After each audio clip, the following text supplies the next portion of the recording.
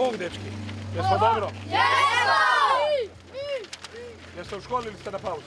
Na pauzi! Iz škole! Gotovo! Hoće mi koja lopta?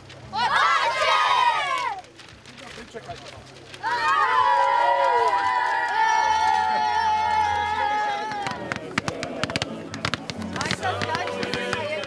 Nije stavljeno. Treba čekati. Da, dobro. Jeste dobro? Bog ljudi. Bog živjeli. Bog braćo. Bog živjeli.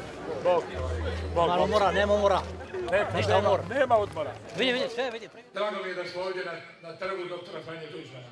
Ovdje u Otoplju. Drago mi je da vas mogu pozdraviti.